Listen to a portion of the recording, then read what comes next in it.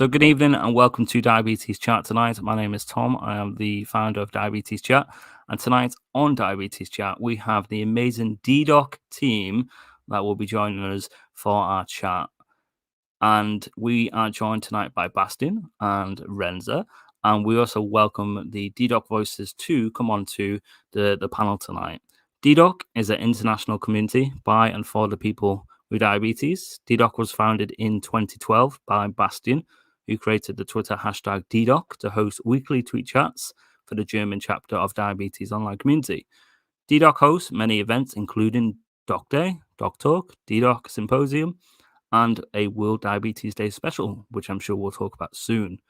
In 2020, DiabetesChat launched the DiabetesChat Voices Scholarship Program, and this enables voices the opportunity to attend some of the most renowned scientific conferences.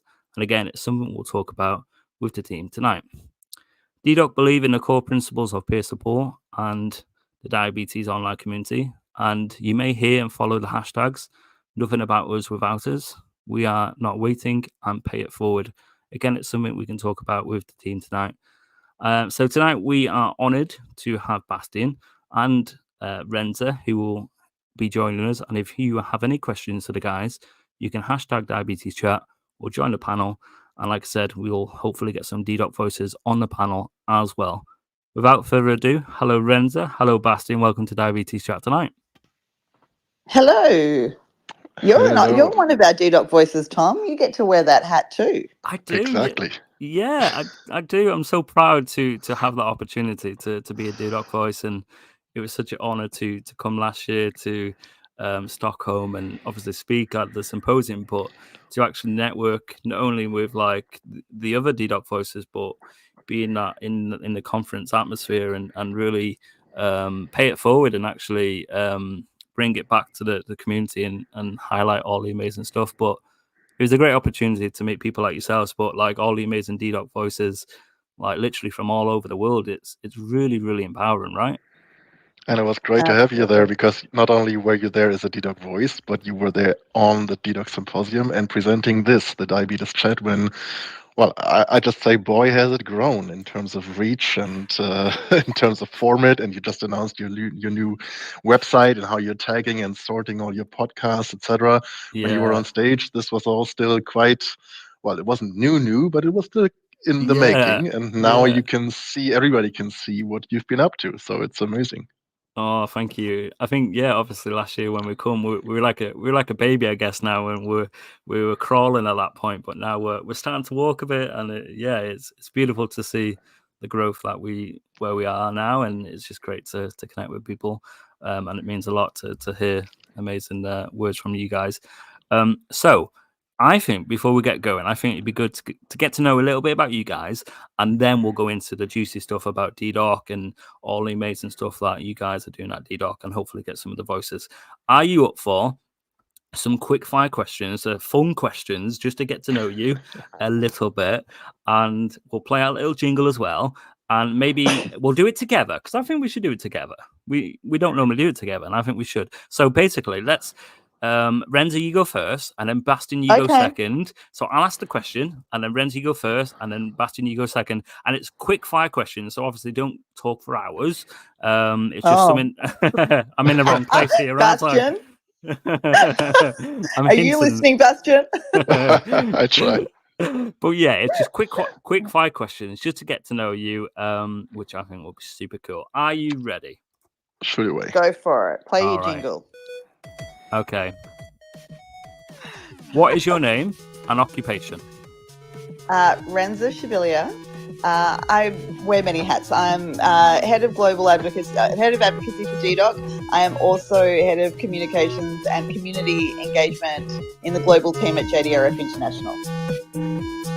And my name is Bastian, and occupation. Well, I run DiabetesChat. Period. Brilliant. When were you diagnosed? What is your connection to diabetes? What type of diabetes do you have? Type 1 diabetes, and I was diagnosed on the 15th of April, 1998, 25 years ago. Whoop, whoop.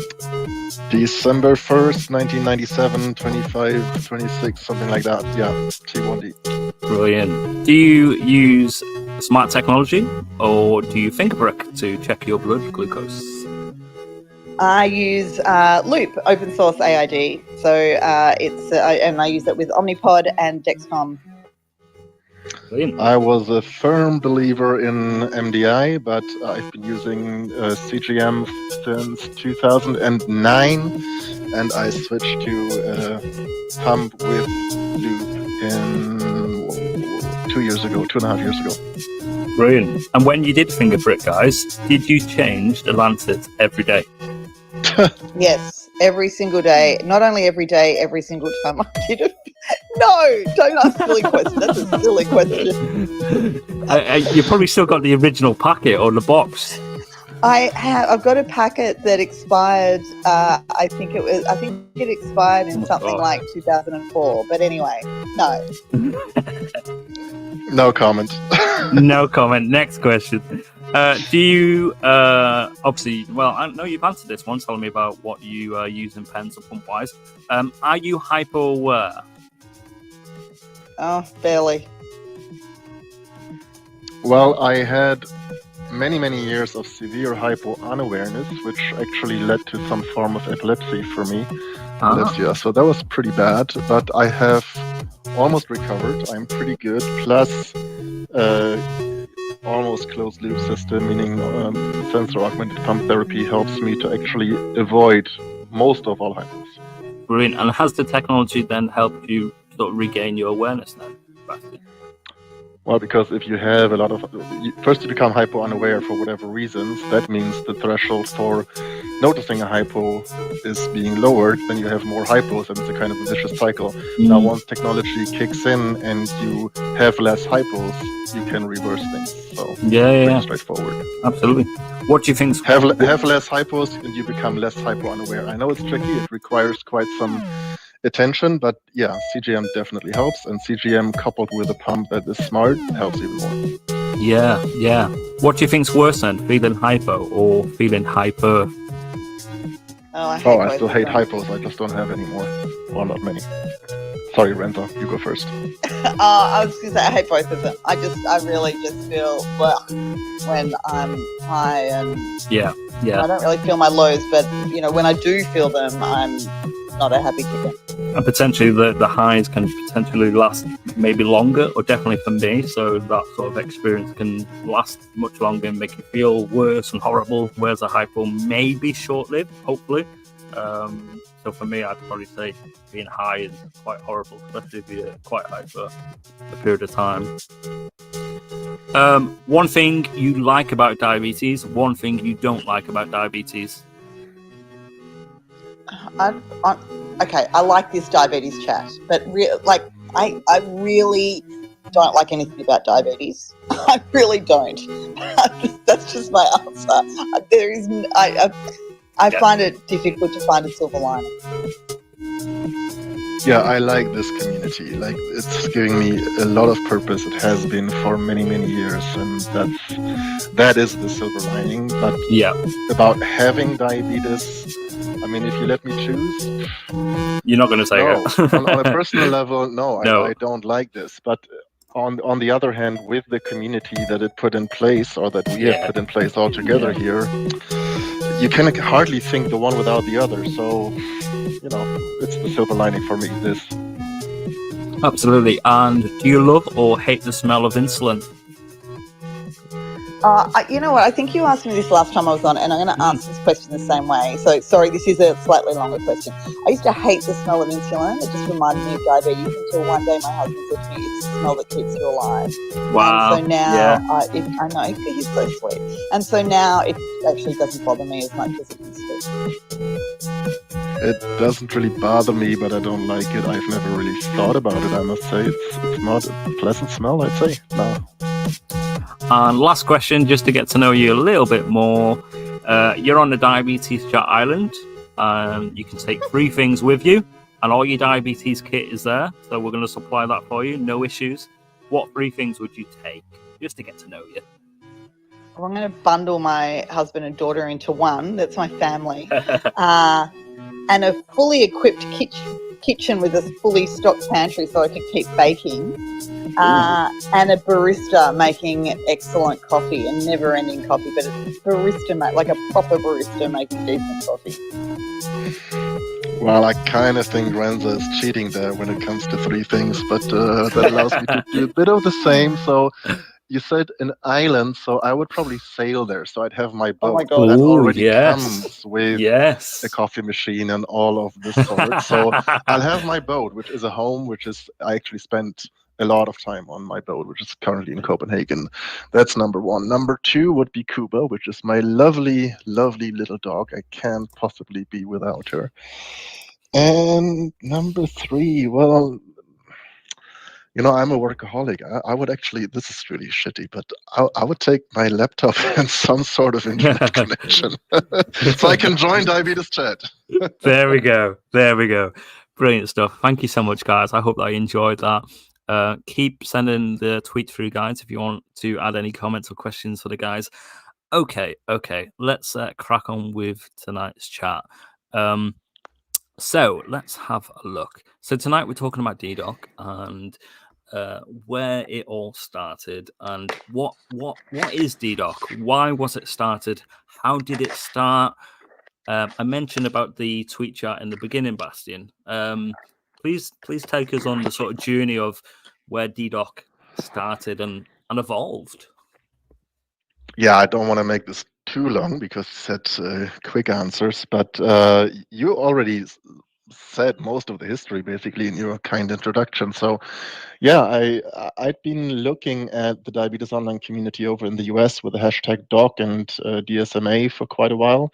And I was wondering why we didn't have something like this in Germany, same as some people in the UK pretty much around the same time were wondering why don't we have something like this in the UK, although maybe there the need wasn't so great because you didn't have that kind of language barrier.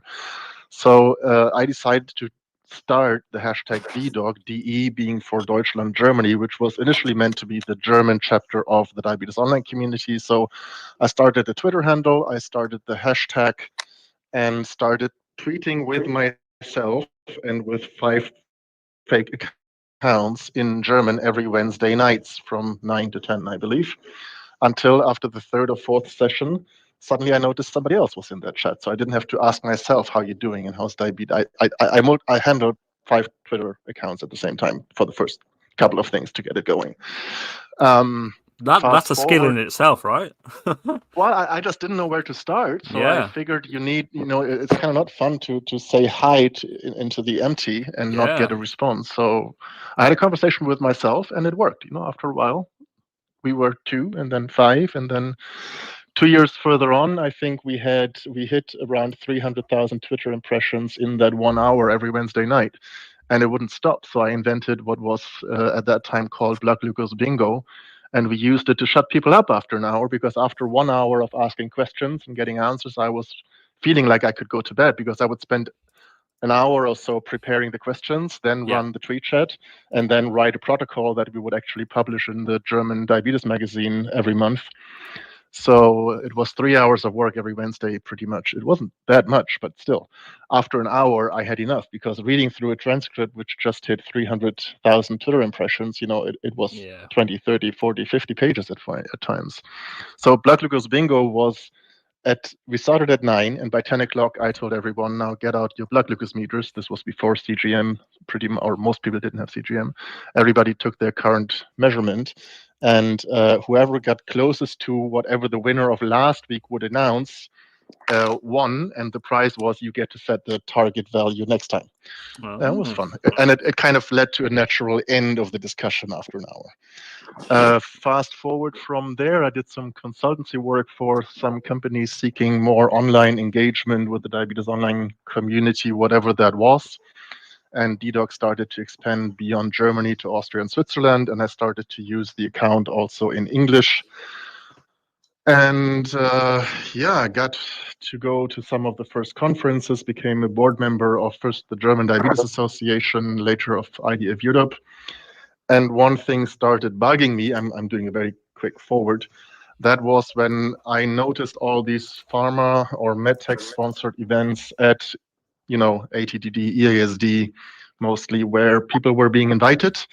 and they would have some fancy meeting before things really kicked off at these conferences, and then everybody was being sent home the day before things really got interesting.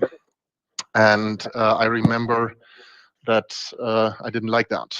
And I didn't like the fact that I was consulting these companies how to do that and who to invite. And one of the questions they would ask me the next year was, well, we should only invite those that wrote favorably, so can you check? Or those that wrote a lot, can you check? Or those that had a lot of followers, can you check? And I thought those were the wrong matrices, maybe, or metrics to use, because impact is measured in different terms. So it was around that time, 2015, 16, that I decided that I would love to be able to bring people to conferences like these, to meet up and have these great discussions, because they were mostly taking place way after midnight on the sofas of the hotels where we were staying or whatever. But yeah, I wanted to be able to decide on a different basis and bring other people maybe, but that wouldn't work. And that's where the idea of the DiDoc Voices Scholarship was born. And I think I'll stop here for now and we'll get to that later. That's so fascinating, and it's so amazing to see how it really began. And I've not really heard that story, so it's really interesting. Renza, how did you get involved in the DDoc? How did you hear about DDoc? Like, when was this? Well, I heard about DDoc before DDoc kind of started. It was really, or it had just started maybe. It was back in 2012 where Bastian and I were at EASD in Berlin, I think, and we were there with J&J. They were running, it was back when J&J owned Animas, and they ran a European Bloggers Summit at EASD. And the special guest for that, it was hosted by Kerry Sparling. So if anyone's been around the diabetes community for a while, they would know Kerry. She's 6 until me. Kerry was hosting it, and somehow I got invited along. And again, I think we, in the diabetes world, I say this all the time, we play by Eurovision rules. Australia is part of Europe. And that's where I met Bastian. We were both there. At that point in time, the AusDoc tweet chats were very young. We sort of launched. It was hilarious. So DSMA had been going for ages, run by Charisse. Then AusDoc launched, and then the next week, GBDoc launched, and then and I think DEDoc launched around the same time. So there was sort of like this influx of all of these local tweet chats. But that's where I met Bastian. It was, so DEDoc at that point was really the German tweet chat for the German community.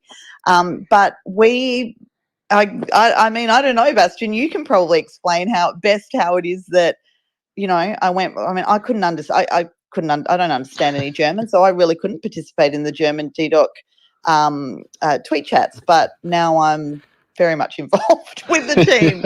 So that's kind of... Well, there's two things that happened, Renzo. The one thing is that we kind of clicked. The other thing is that DDoc very quickly became kind of bipolar in a way, in that we still have a very strong base in Germany, and there is still a very strong German community that originated out of these early tweet chats. We don't run tweet chats anymore since many years.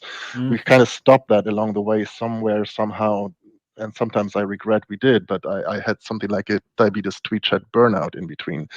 So we don't do that anymore, but when the DDoc hashtag started, I think there were 3 to 5 German diabetes blogs in the whole country.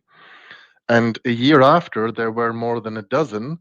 And 2 years and a bit later, there were about 100. And they were all connected to something else, which was the DDoc Open blog, which was basically a very simple RSS reader, but we managed to put the results of the RSS reader on a website. So basically, whatever somebody on a diabetes blog, once we had accredited it, would blog, would show up in a timeline on our website. It was pretty much like the early Facebook times, just a chronological, whatever was happening in the German diabetes blog community would be on a single website sorted by date. Very simple. And it made this whole, I want to write a diabetes blog thing a thing in Germany, and that's why it grew. But on the other hand, we started to become international, meaning switching languages to English, starting in English website, Mm-hmm. tweeting in English, and that's where Renza came in. And we just Yep. talked a lot from Germany to Australia, making sense of these crazy time differences. And Renza and I have just found each other. Well, I have found her amazingly helpful. I've read all her early amazing blog posts. She now has way over 1,000 if you haven't checked out her diabetogenic blog. And yeah, and by the way, that one of the first non-German speaking things that DDoc engaged in was, you will laugh now, a 24-hour tweet chat that was done on World Diabetes Day 2012. Wow. And I think it was managed by Cherise Shockley. She did Yes. one Yeah, it thing was. different. Yes. Yep. She did one thing very different to you, Tom. She was, you said you did this last time and you stayed on for 24 hours. Did I hear that right? Yeah, I did. Yeah. Crazy. You must be crazy, because what she did is, you might want to consider that. She just delegated every hour to somebody in a different time zone. I thought that was very smart. So I put my Yes. hand up and volunteered for one of those 24 hours. I forget which one it was. Yes. No, I was here for the 24 hours. You're crazy. It took me weeks to get over. And when we Such commitment, Tom. it was, and it was great because we connected with so many communities from all over the world, India's, Africa, Australia, different parts of Europe, and there were people taking over that sort of hour, but I was here in the background running the sort of operational side. But now, Bastian, I've got a little team now, so we've obviously grown over time, and I'm so thankful and supportive of the team. So I'll be looking to them to help me in a couple of weeks over the 6 hours for sure. Yeah. So can I ask then, who else is part of the DDoc team and their roles, and what really excites you both being part of DDoc as a person part of the community? What really excites you? Well, I'll leave it to Bastian to talk about and go through the team, because I inevitably will forget someone, so I won't do that. But I'll answer the last part of that.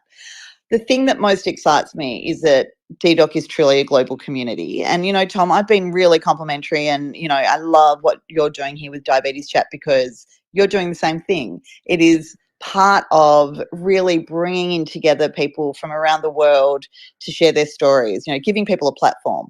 And that's what I love about DDoc. I have learnt so much about diabetes because of our voices, because of the Doc Day events, and all the opportunities that there are for people with diabetes to share their stories, to have that platform.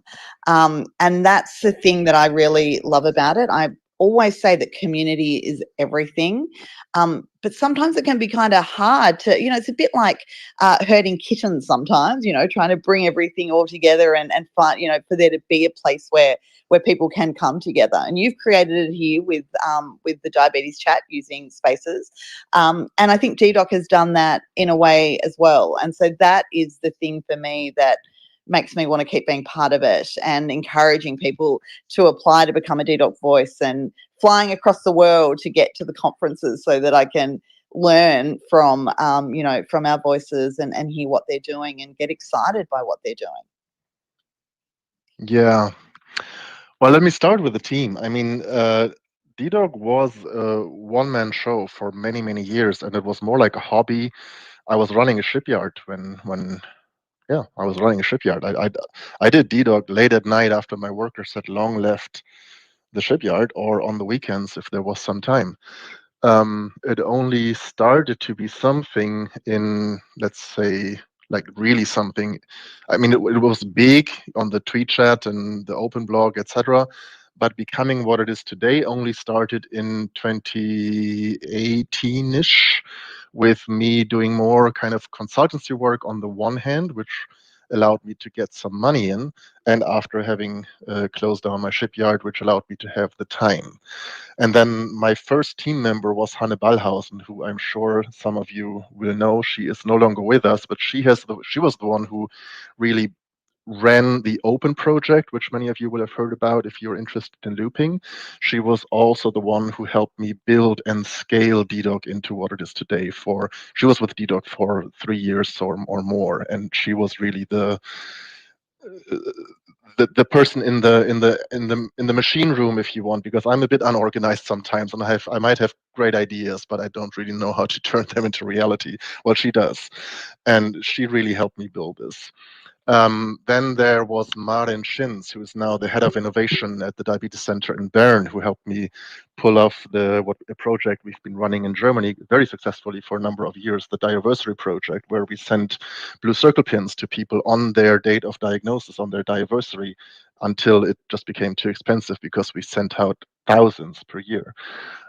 Then there was Laura, who is a DDoC voice. Then there is Natalie now, who was a DDoC voice and is now actually in charge of the DDoC Voices program.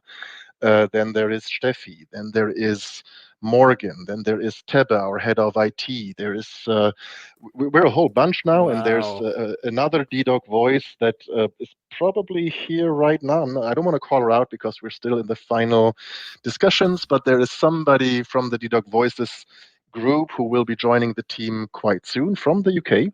So looking forward to have some more support there. So yeah, it's an in and out. In general, the team has been growing. We are going to be in total, if I count all the ones who are not on a full-time basis, we're close to 10 people now. And some of the people who have been working with DDoC have since left, and some of them quite a few are actually at the Diabetes Center in Bern. Others have found some really, really interesting jobs in the industry. I think this is part of DDoC as well, that people spend some time working with me, with us on this grand idea, and then they learn, and then they go on and do something grand of themselves or with themselves or somewhere else.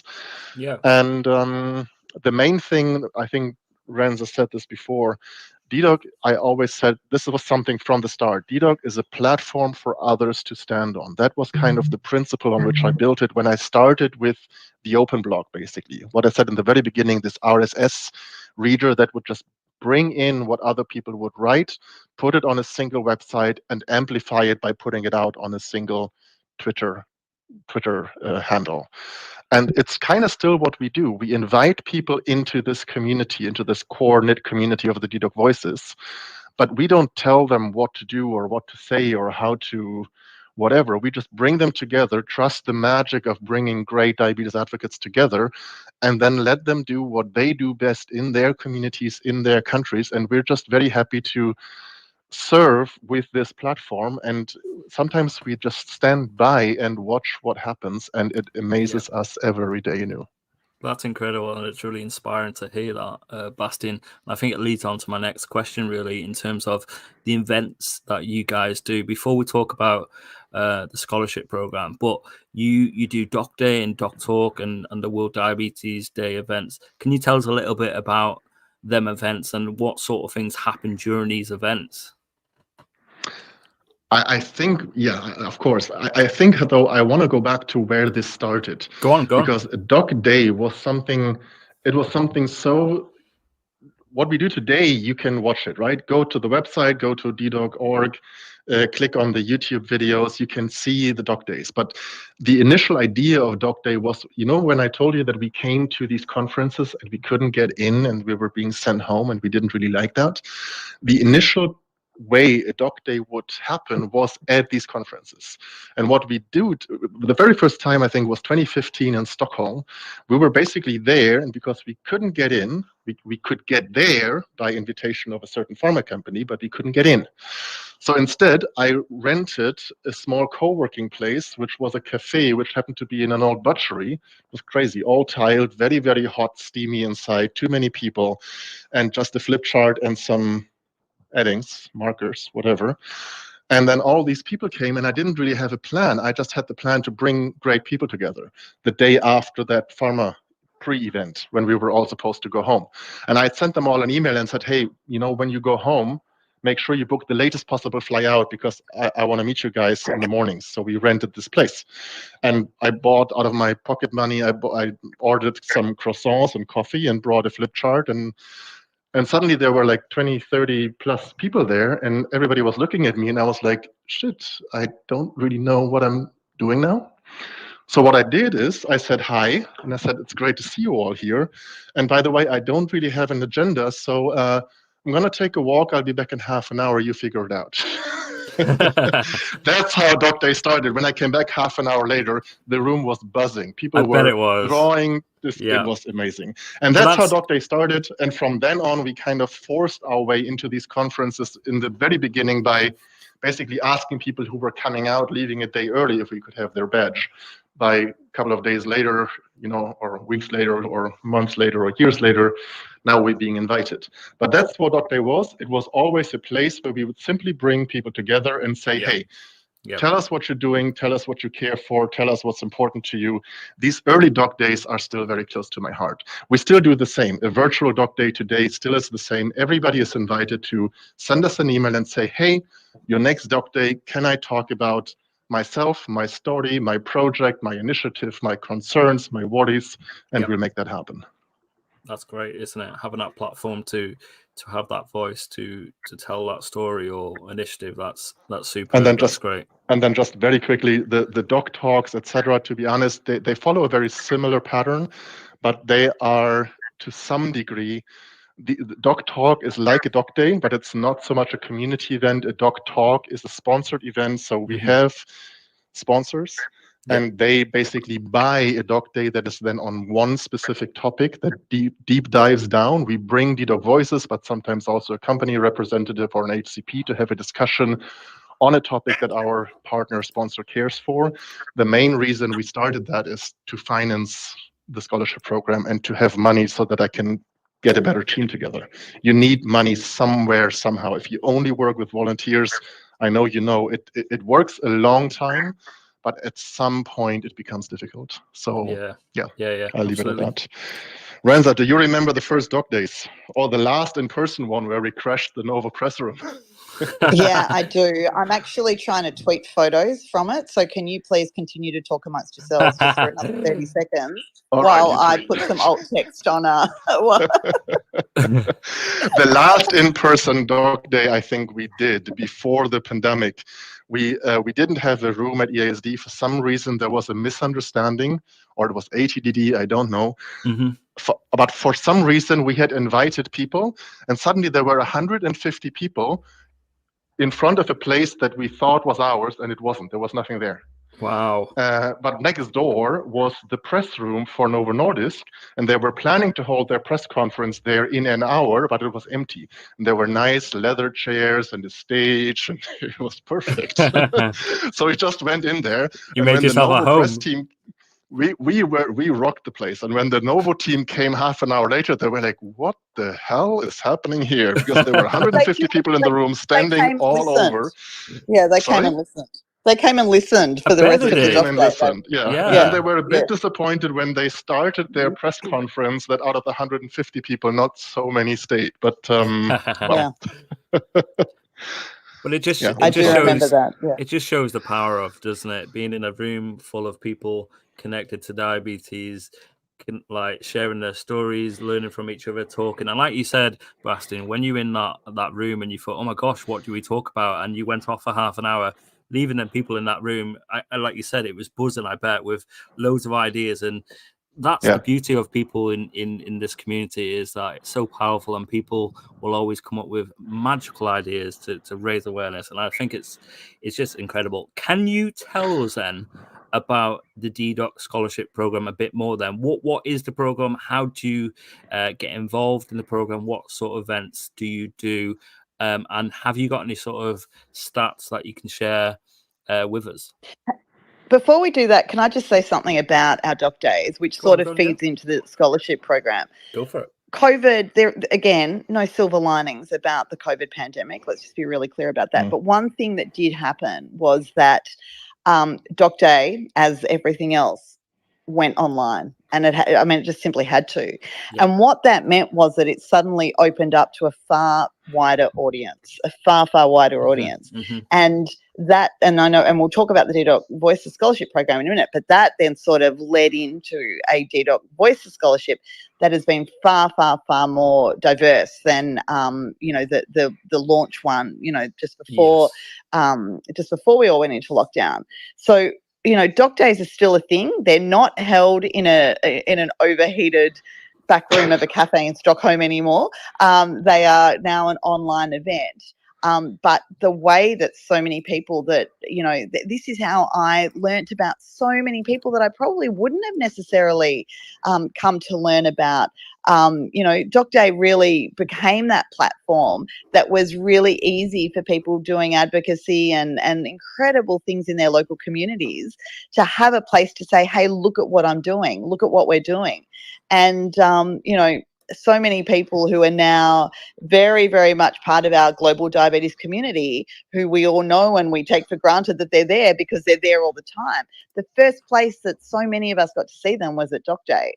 So I just wanted to sort of add that on to the Doc Day thing before we kick off a conversation about the Voices program. It's a very important reminder, Renza. Thanks for that, because it's actually not quite right, because we had been starting to live stream our in-person Doc Days at these conferences twice before the pandemic. But this was before the pandemic. This was before everybody learned how to use Zoom and all of that, right? So I think the first Doc Day we live streamed by me asking my then girlfriend Mona to take her iPhone and just, click film and stream somehow, and that was it. That was our version of live stream on, I don't even know, Facebook. Facebook Live didn't even exist then. I don't even know what we used, but something like that. It was before all of this, COVID made a lot possible. The first DDoc Voices Scholarship was also something that wasn't online. It was the ATTD in 2020, which, if you remember the dates, was the week before the pandemic really shut down Europe. Yeah. So the idea for the DDoc Voices program finally took on form and what I thought was funding in 2019, late 2019. And I started sending out invitations to a group of about 20 people that at that time, because there wasn't a process, I would just invite and I'd say, hey, at ATTD in February was it Barcelona, Renza? Yeah, I think it was Barcelona. Yeah. Let's do this without the usual suspects of Roche and who knows who inviting us. Let's do this ourselves. And I had a couple of companies pitching in smaller amounts of money, and I thought I could just about do it. And I just decided to invite 20 people to Barcelona who I thought would bring value, and we just show up there and do our thing. And then I contacted Tadej Bartolino and Moshe Phillips, the presidents of ATTD, and said, hey, can we have a room? And can we have 20 free passes? And to my big own surprise, they said, yeah, why not? That's how things started. It turned out to be almost the end of DDoc, because one of the main sponsors for compliance, legal and regulatory reasons that I have learned a lot about over the last couple of years, 2 weeks before everything kicked off, had to cancel their contract, which left me with 50 grand in the minus for flights and hotels and catering and food. And yeah, that was also the final end of my shipyard. But we managed. And luckily for us, and this is why I said, thanks for the reminder, Renza, luckily for us, in a way, on the last day of this being at ATTD, COVID hit, everybody rushed off, and all conferences were canceled. Everything went virtual. And I did, also because I had to, one thing, I decided to not cancel the scholarship we had planned for EASD and ISPAT. I decided to go ahead and not change the kind of proposal that I had sent out to partners. So we still had some income that in part made up for the massive loss we did at ATTD, but we hardly had any cost because we didn't need to pay for flights and hotels and food. We just had to find a way to do it virtually. So that's how the DDoc Voices program survived through COVID, because we were able to run it virtually, as we had started with the Doc Days, and the Doc Days were at that point still part of the DDoc Voices program, but it was a purely virtual thing throughout COVID. So it was a virtual scholarship for virtual attendance at these virtual conferences that we all maybe saw, maybe didn't see during these COVID years. And that's where it started. And now that we are hopefully through this whole COVID, I'm still not 100% certain because I just had it 2 weeks ago, but I think we're through the pandemic phase of it all. Now we've come back full force and we are running the DiDoc Voices Scholarship for the 3 big international conferences, ATD, ESD, and ISPAT, and also for national ones in Germany next year for the first time ever at the Diabetes UK Professional Conference, and we're looking at a couple of others. And what we do is every conference, we bring up to 50 diabetes advocates from around the world.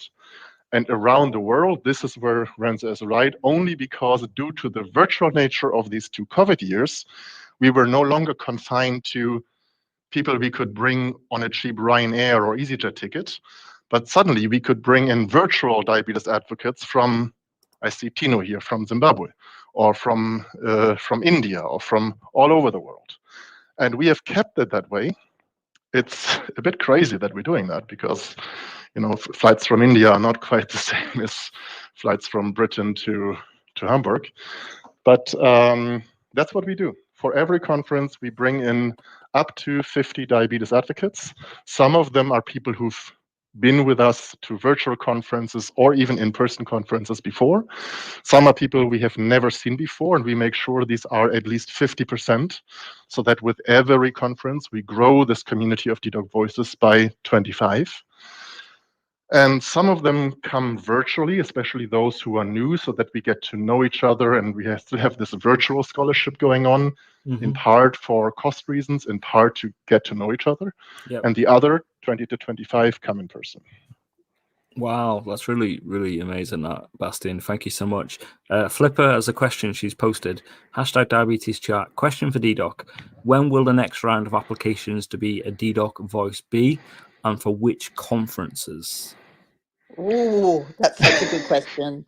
Yeah. Oh my gosh, isn't it tomorrow? Like, Bastian, it's like... Is it today, the 1st of November? November 1st, although Natalie, who I just introduced, one of our early DiDoc voices from Germany, who used to live in South Korea for the last year or and a bit, and who has joined the DiDoc team less than half a year ago, and is now actually head of program for the DiDoc Voices program, which I think is great. Somebody who has been a DiDoc voice now running that same program is just the best fit we could have had, and she's amazing. But Natalie is currently sick, and I hope I haven't brought her my COVID virus from Rotterdam, but she just messaged me yesterday and said she's really, really sick at home. So it may be that we're 2-3 days late, but initially the call for applications is supposed to go out November 1st. That is in 48 hours, yes.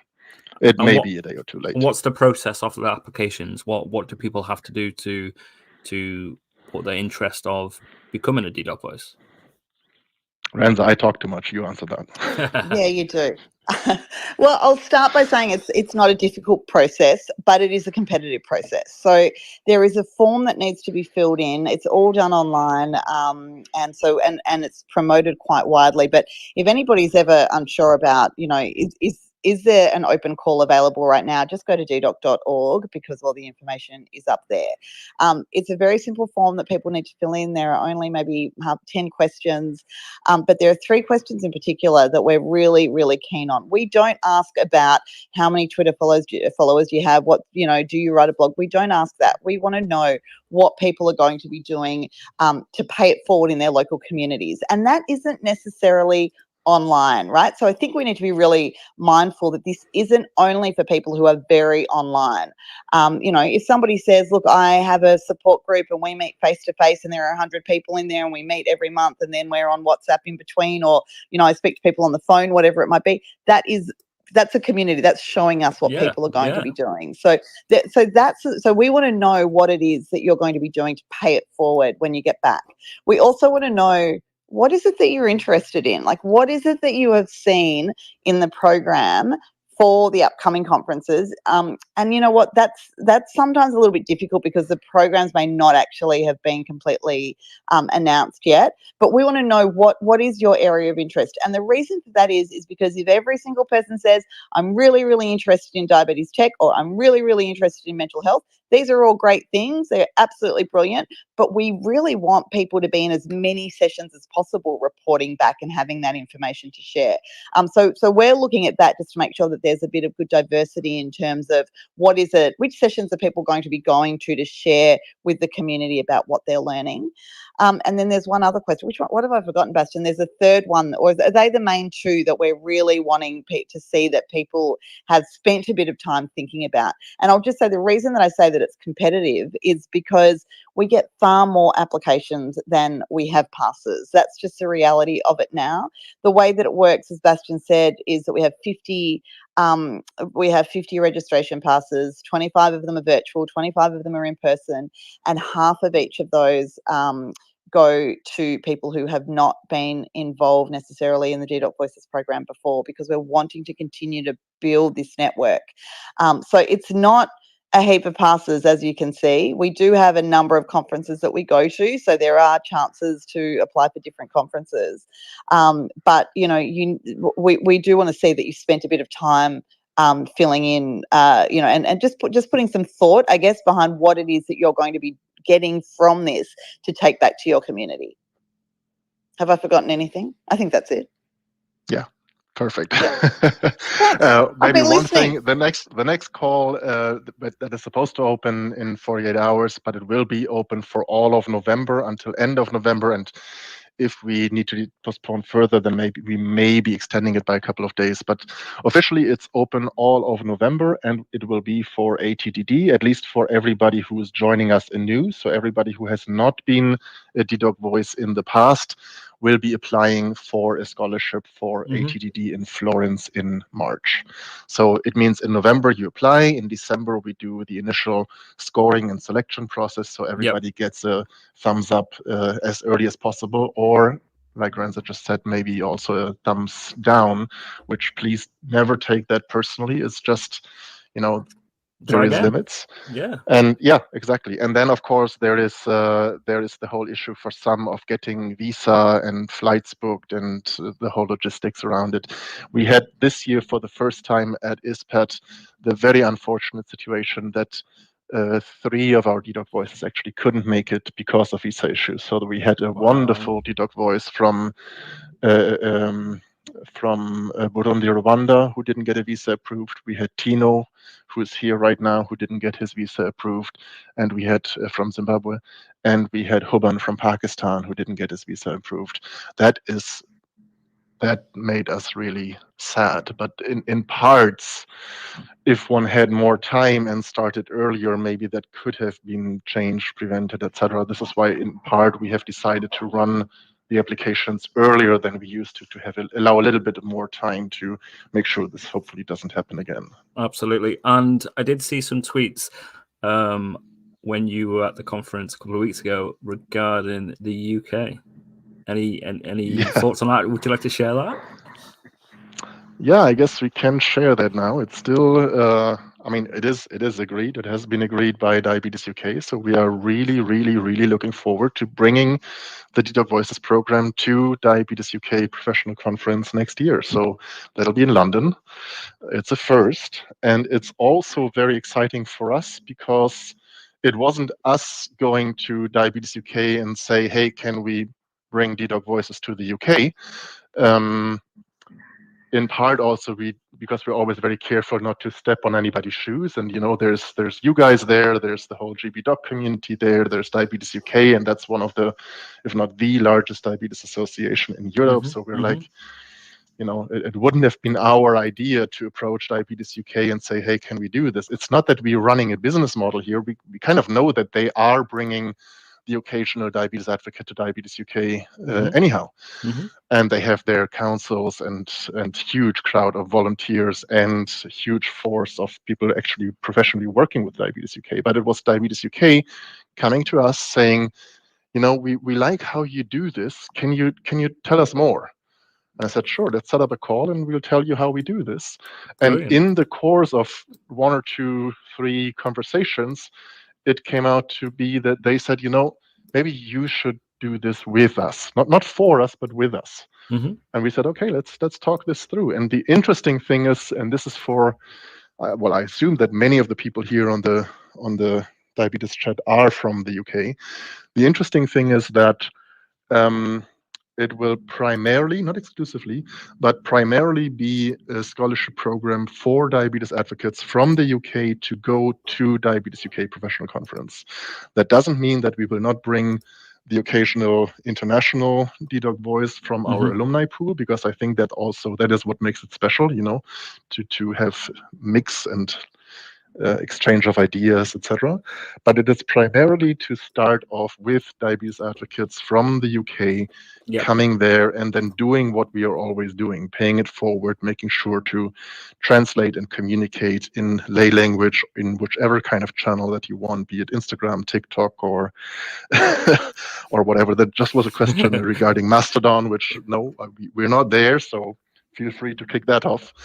But yeah, it will be smaller than what we usually have. So there will not be 50 diabetes advocates at Diabetes UK.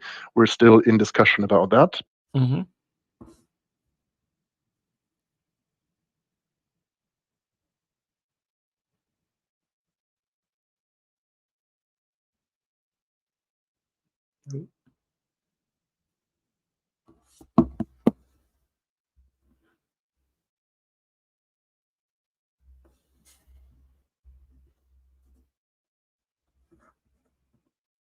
That's what I can share.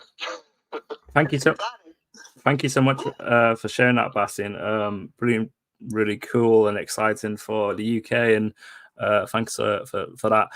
Two more questions from me, really, before hopefully we get some DDoc voices on the panel. If you want to come join us, please, you can come press the button, the mic button, and come join myself and Bastian and Renza. And got a few questions, but you might want to just come and talk and share some of the amazing stuff. What DDoc means to you. Two things. Recently, I saw the DDoc blog, which I think is a amazing feature to have on the website. Renza, would you just share a little bit about that and the purpose of that? I guess it's another way for people to have that voice and share all these amazing opportunities that DDoc is giving people, right? Yeah, absolutely. Look, I don't know much about blogs. I'm not really sorry. I'm just trying to be. Okay. So the DDoc blog was launched very, very recently, and exactly what you just said, Tom. It's another platform for people to be able to share their stories, get their stories out. Also, and it's not exclusively for this, but you will probably see that some of the DDoc voices are using it to share what they've learned at conferences and any of the great experiences that they've had there. But really, I frequently have this conversation with people that diabetes blogs are dead. It's kind of so 1995 or whatever. But it remains. Long form posts remain a way to share stories, and people still do like to read them. But again, it's not only necessarily long form posts. People can share images. They can share their artwork to tell the story. Whatever it is, it doesn't only need to be slabs of text. And at the recent DDoc symposium at EASD, one of our speakers was Santiago, who people might know as Diabetic Survivor online, and he is just a brilliant artist. And he was talking about how his artwork can represent and talk about diabetes stigma. So, I think that it is a platform for people to communicate however they choose to do that. And it brings together our DDoc voices, and it's actually one of the things that we ask of our DDoc voices now is that within 12 months of being a DDoc voice, that they need to have something for the blog. That's another way of paying it forward. We're trying to I guess it's one of the things we're trying to cover as many bases as possible, so that people it's not about people finding us. DDoc. And I think this is the thing, DDoc doesn't really have an agenda. Our agenda is to be a platform for people with diabetes to share their agenda. And this is just another opportunity that for people to do that. No, I think it's great. I think, like you say, it's another opportunity to raise awareness about diabetes and people to go check it out. I think it's great. So please go check it out on the DDoc website. And finally, my last question, and I know this is something that you guys at DDoc are supporting with the projects. Can you share a little bit about the hashtag Blue Balloon Challenge? What is it, and how can people get involved in it, and why is this important to you guys? I'd love to make a start, and then Renza, you take on when it comes to Life for a Child. Sure. Yeah. So the Blue Balloon Challenge is something that I'm sure you might have come across over the last 2 years. It started out as a video basically being produced by Medtronic to raise awareness about life with type 1. And it was a really, really emotional video. And when the Medtronic EMEA team showed it to us, we were like, oh, this is really good.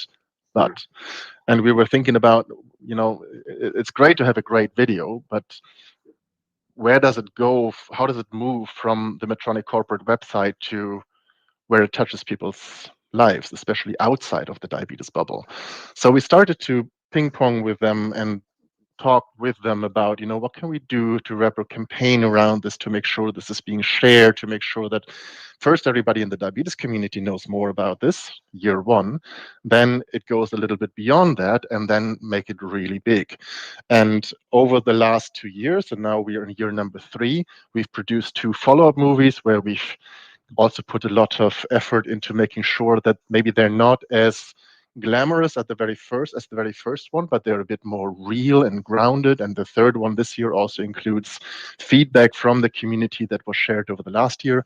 The main idea is that a blue balloon feels, for some, we found it a very good analogy, feels a bit like the diabetes that we have to balance 24/7 through our lives. It's something that can be very lightweight and easy if everything's fine, but you always have to watch it, you have to concentrate. It can fall down, it can pop, it can fly away if there's a burst.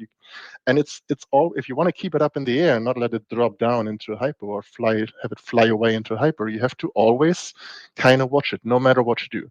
So the idea is people take pictures or videos of whatever you're currently doing, be it making coffee in the morning, brushing your teeth, being at work, whatever it is, take a picture, but have a little balloon. And if you don't have a balloon, which, by the way, you can order for free on the website, there is a filter which puts a virtual blue balloon into your Instagram feed. And in order to make that even better, we then asked Medtronic if they would consider something like a fundraiser for a great cause, and we proposed Life for a Child. So for every post that somebody is sharing on Instagram or any other social media account with the hashtag Blue Balloon Challenge and that tags Medtronic, DiabetesChat, and Life for a Child, for every single social media post, Medtronic donates €5 to Life for a Child. And if you know the economics of some of the least developed countries in the region, and if you know about the work of Life for a Child, which I'd be happy to pass over to Renza, then €5 is almost 1 month of supporting a child in one of the poorest countries in this world. Wow. With everything they need for a month of life. Renza, do you want to talk a little bit about Life for a Child? Yeah, Life for a Child has been around for a number of years now, and it's a really, really important charity. And look, I don't work for Life for a Child, so I'm not really comfortable speaking about them too much. But what I do want to talk about is how the community has been a huge supporter of this charity. So, Life for a Child does support children up to the age of 26, and I think that's been extended up to the age of 30 in some places, in some of the most under-resourced places around the world, where accessing insulin and diabetes care and diabetes supplies is really, really difficult. One of the things I love about Life for a Child is that they go into existing centres and build the capacity of those centres rather than necessarily creating new places. So and they provide education to health workers. They do research as well, which is really, really important because the data strengthens why programs like Life for a Child need to happen. But the diabetes community has been a big supporter of Life for a Child for a decade now. In fact, since Spare a Rose was first launched back in 2013. So Spare a Rose Save a Child, which is now Spare a Rose Save a Life, was a group of diabetes advocates who said, hey, what can we do to give back to our diabetes brothers and sisters in less resourced countries? And it's a really simple fundraiser in the community. And this is, something really similar. Except with this, you don't even need to give funds. You just need to actually, have a social media post using the hashtag, the Blue Balloon Challenge hashtag. Look, I know that there is no such thing as a perfect diabetes awareness campaign or a perfect diabetes fundraising campaign. I know that sometimes there are critics of the way that things are done. But the thing I love about this is that it is so simple. It's not in any way offensive. It's not using scare tactics or fear, fear tactics or fear arousal or anything like that. It's telling a story of diabetes. I know that this year's is focusing on younger people. I know that, we often talk about how type 1 diabetes isn't just about kids, and I'm one of the biggest advocates for that. I was diagnosed as an adult, so I totally get that. But this year there is the focus on kids, which is fine. They've been really, really clear about that is what this year is. But if you look back at previous videos, it was, a broader age group there. But, the thing about this is, once again, yes, absolutely, Medtronic is making the donation, but this is a community initiative. DDoc is intrinsically involved in this, and we just would encourage people to do what they can to support it. We saw that at the recent T1D festival in London, and Tom, you were there. The DDoc, as a DiabetesChat team, was there supporting it as well, and we're just so grateful when there are. Yeah, so grateful.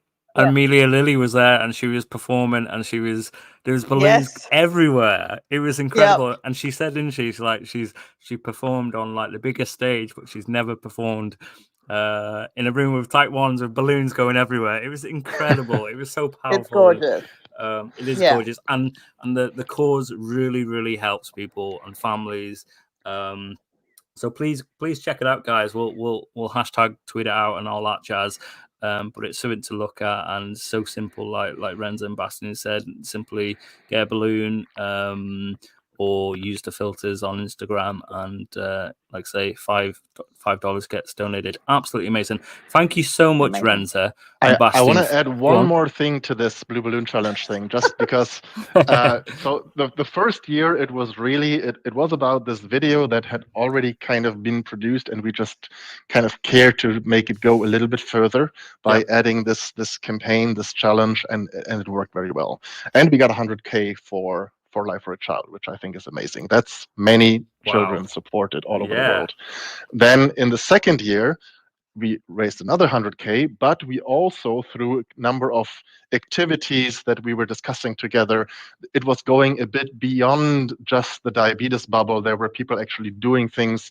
I think in England, there was something at King's Cross, and there were different events in certain countries. And this whole online campaign became seen by accounts that were quite big and not necessarily related to diabetes. And this year, we're really hoping, this year and the following years, we've now come up with a 5-year plan, basically. And the main goal is to make sure that this goes way beyond the diabetes bubble, because this is about awareness and also fundraising, but mostly awareness. And one of the things we are very, very proud to say, and this will also be coming to England sooner or later, we had a little special that nobody really could make sense of at the T1D festival, which was a woven basket that people could jump in, a basket that you see hanging from hot air balloons. Now, everybody thought this was kind of a joke, we're playing with balloons, and we had little, helium-filled balloons dangling around, and it's actually not a joke. It wasn't just a teaser. We just produced a hot air balloon, meaning 3,500 cubic meters of hot air, 30 meters high, in dark blue, with the hashtag Blue Balloon Challenge and the Life for a Child logo on it, of course. And this blue hot air balloon will have its virgin flight on World Diabetes Day here in Berlin, and it'll fly for the next 5 years all over Europe, and we hope to bring it to England very, very soon, hopefully next year.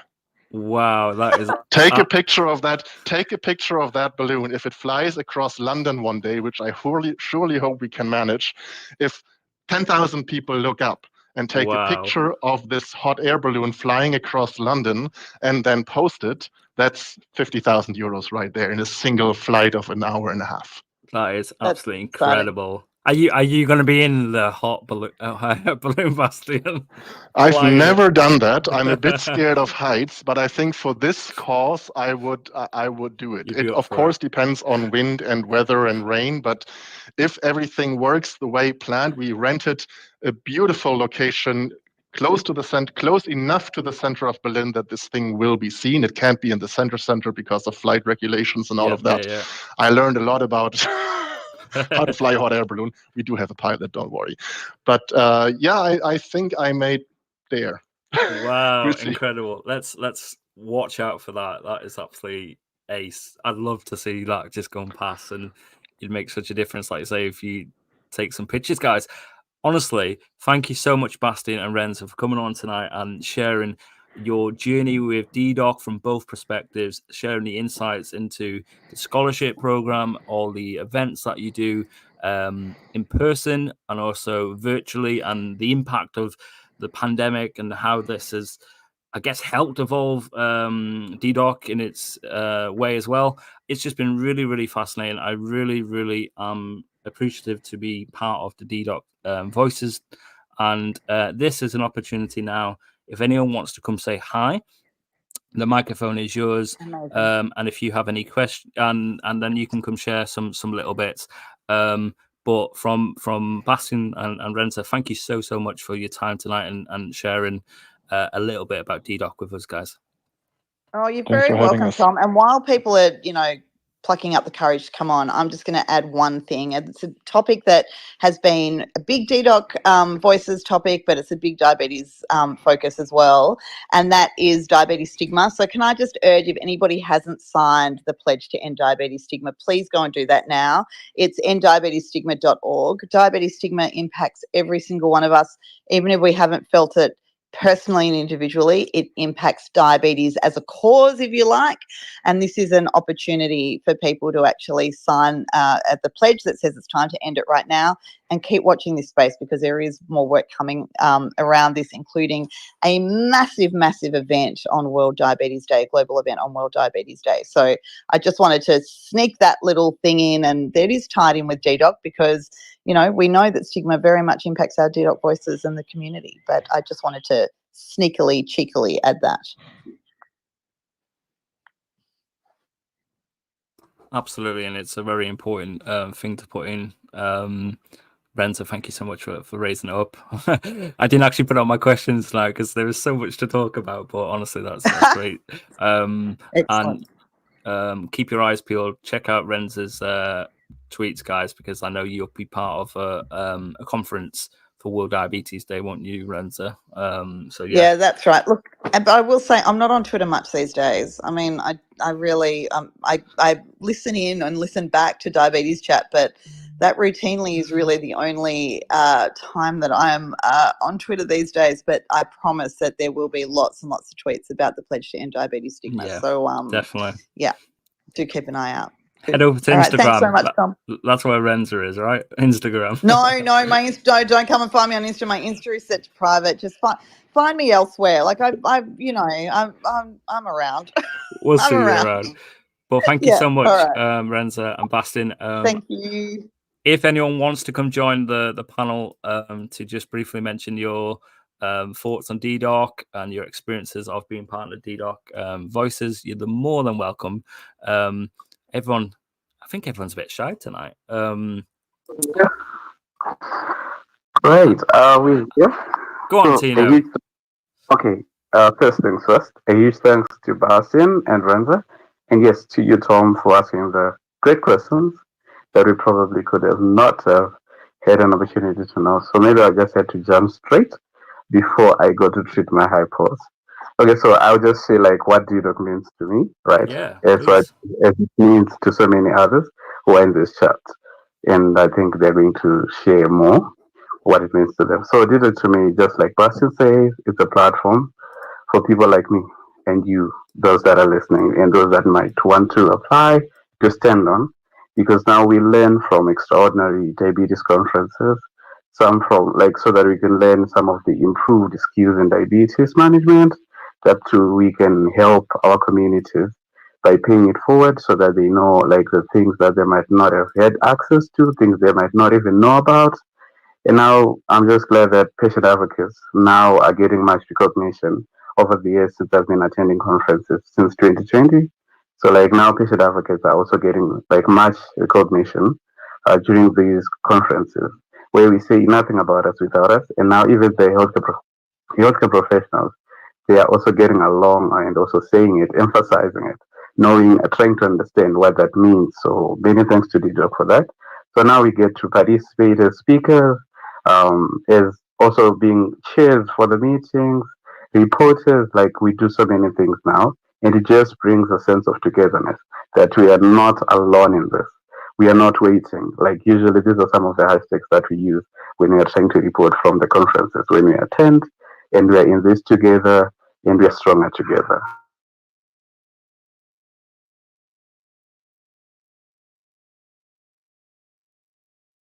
Wow, that's so magical, Tino, and thank you for sharing your insights into what DDoc means to you. And it must be nice to hear that, Bastian and Renza. Well, first of all, it's nice to hear, but it's not about being, this is not about having something nice to hear. Tino, you've been a perfect example of what it means to join this platform. When I say DDoc is a platform for others to stand on and grow, I mean, what you have been doing over the last year, 2 years, we've been following that, we've been seeing that. It fills us with pride to see what you've been moving. And this is not, in no way DDoc's responsibility, but maybe we helped a little bit. And if that is true to just a little tiny bit, then I am so happy. And this goes for so many others. So Tino, again, I am very, very, very sorry that your visa was denied for the conference that you were supposed to attend this time. I am very, very hopeful that next time we will do better together and you will join us again. It is us who have to say thank you, because, like I said, DDoc is just building a platform. It is people like you who make it count. Yeah, I frequently say that Tino is one of the hardest working advocates. I tweeted it just before, one of the hardest working advocates in the diabetes community. And I genuinely believe that. But again, he's all about community. And I feel like Tino just gives a platform as well for so many people, on his podcast and just really engaging and encouraging other people. And, I feel like I would quite happily be the president and, the card-carrying president of the Tino fan club, because I'm just, in awe of the work that he's doing. But, hey, I'm going to need to jump off. I've got to get to a meeting because my day is just starting here. But can I just say thank you again so much, Tom, for having us on, and I'll listen back to the rest of it. But I see that Leon's there. So if you're missing the Aussie accent, Leon can jump on and he can take over that. Tagging in, right? He's tagging in while you tag out. Honestly, thank you so much, right. Renza. It's like a relay team. It's the Italian one. I'm saying the Australian relay team. But thanks so much, everybody. I've really loved being here. Pleasure, Renza. See you soon. Take care. I think. Can you hear me? Okay. All good, Leon. All good. Excellent. Yeah, I think Renza's accent's slightly stronger than mine, but I'll do my best. So thank you, Leon, for jumping on the panel. Obviously, we've been talking about DDoc tonight and all the amazing things that DDoc are doing to support the diabetes community. What does DDoc mean to you as a DDoc voice? Be interesting to hear your thoughts. Yeah, so I think I went to one of the conferences virtually in 2020. I think it was the second one they did the scholarships for.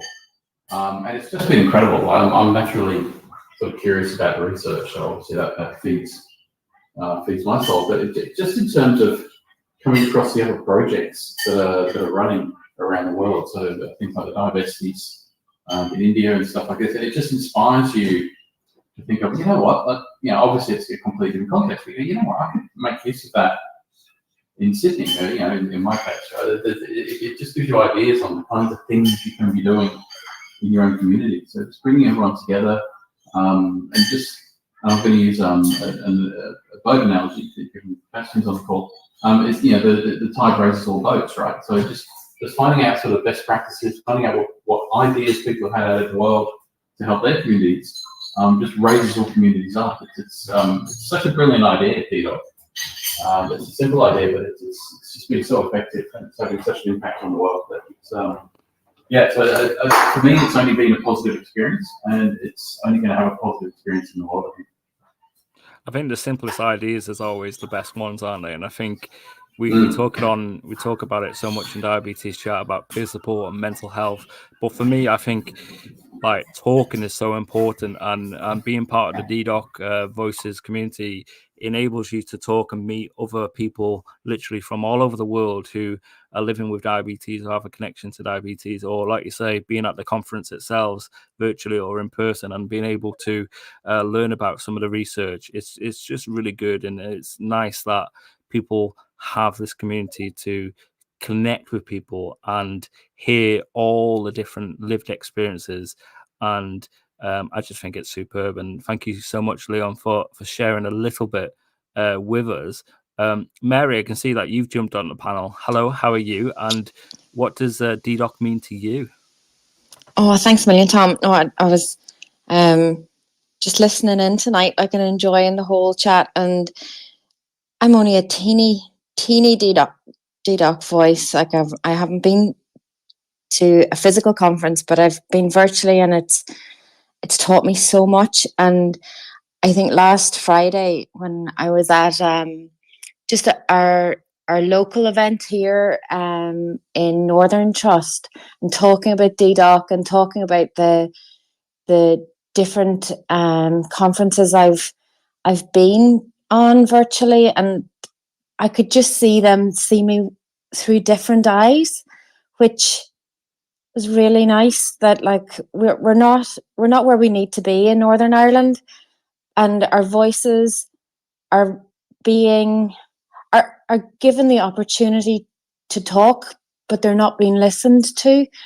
And I really felt last Friday that the DDoC platform was, there's a Dexcom alarm, was validating, and I feel stronger for it, and I'm very grateful for it. But yeah, and I couldn't have done that without being able to say that I was at ISPAD and because I was specifically talking about ATTD and the future of technologies, and I was able to talk about that one from earlier on in the year, and then all the little bits and bobs from ISPAD recently, and it was just great, actually. Oh, amazing, Mary. Thank you so much. And maybe in a few minutes we can round up with some of the things that came out of the recent conferences. It'd be good to share a few little things. But I've seen Dawney, you've jumped up to the panel. Hello, Dawney. How are you? And thank you for joining us. And what does DDoC mean to you, my love? Well, I've been very fortunate because I was able to join the virtual conferences in September 2020, and I don't think there's very many that I've missed since then, just by virtue of the panel of the team being so amazing about giving me scholarships.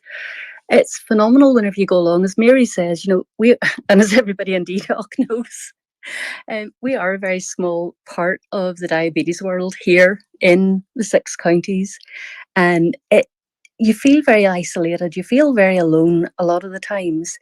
But whenever you've gone along to the conferences, you've heard globally renowned speakers, you've spoken with globally renowned clinicians, you've spoken to other people coming from all walks of life, every country imaginable, living with all types of diabetes, experiencing all types of diabetes.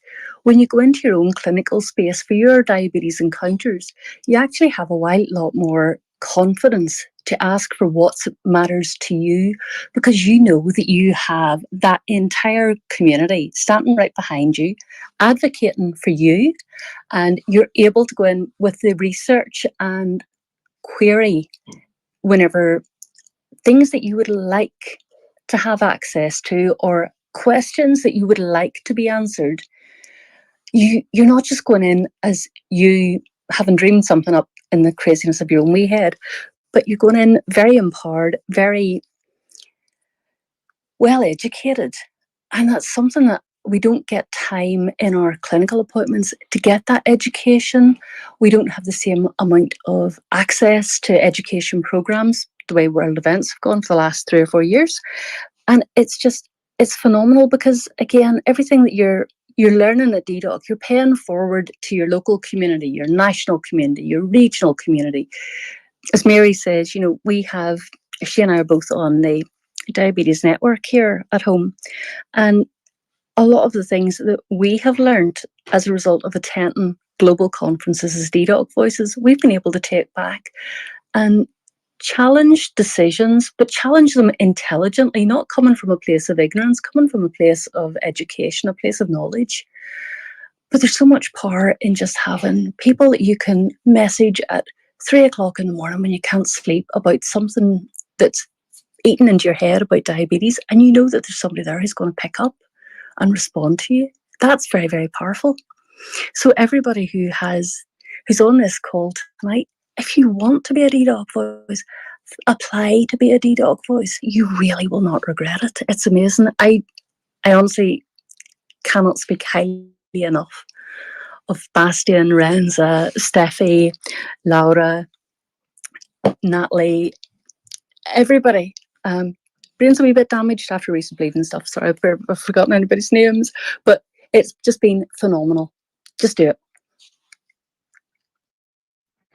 Donnie, if I can say thanks for the shout out, and also to Mary, you know, you just said you're a tiny part of DDoc. No, you're not. You are new to this community, and you're just 2 weeks out of having joined us as a virtual DDoc voice, which isn't always the easiest experience.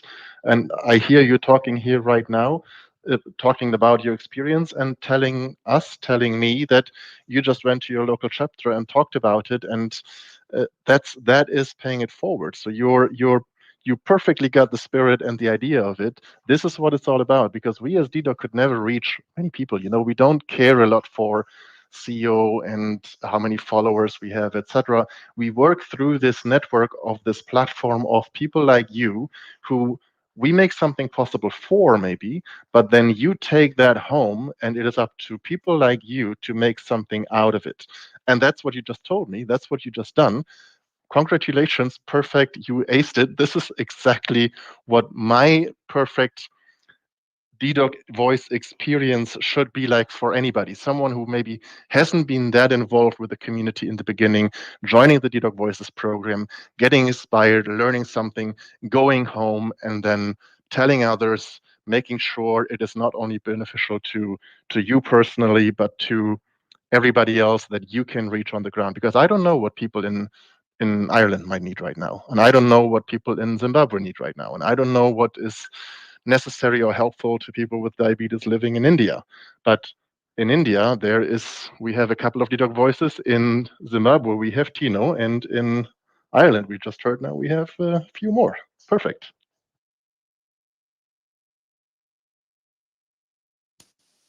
Oh, thanks so much. And do you know what? I also learned as well, like that, that a lot of our nurses, the diabetic specialist nurses in our clinic, they can't afford to be sent to any international conferences, so they'll maybe go to maybe UK ones, and there were things that I was able to say to them, which to point them to. It was so helpful, like, and it was just perfect, and I am very grateful, and I feel really nice to have been able to do that. And thanks, Bastian. Thank you.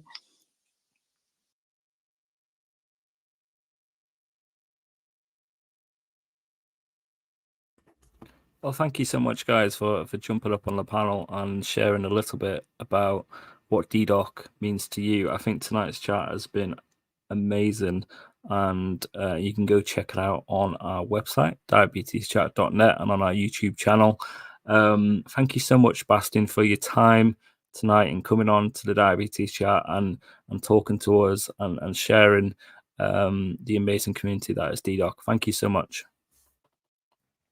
Thank you for having us. And I must admit, I'm always a bit scared joining these kind of talks, because I can imagine that this will lead to a couple of more applications, which is great on the one hand. On the other hand, I'm always fully aware that now, with DDoc having grown over the last years, we're always also very aware that we are also starting to create disappointments and frustration sometimes, because it is a scholarship, and we do have limited funding and limited capacity and limited spaces, which is, well, I guess a challenge of being successful in a way, which is good and not so good news. But thank you for having us. Thank you for allowing us to spread the word. And that is not to mean do not apply if you care for, especially for the research side of things and learning from one of these conferences, or just wanting to be more in touch with the community.